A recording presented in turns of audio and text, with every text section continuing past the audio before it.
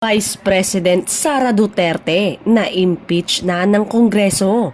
Nasa 250 na ang mga mambabatas ang lumagda o nag-endorso upang ma-impeach si Vice President Sara Duterte. Pasok ang nasabing bilang sa 1/3 3 household na kinailangan upang gumulong ang impeachment proceedings laban kay Duterte. Nakitaan ng mababang kapulungan ng sapat na merito at probable cause ang mga reklamo laban sa Vice Presidente kaya't iaakyat na ito sa impeachment court ng Senado. Wala pang tugon ng Senado kung paano nila isisingit ang schedule ng impeachment proceeding gayong malapit na mag-adjourn ng session.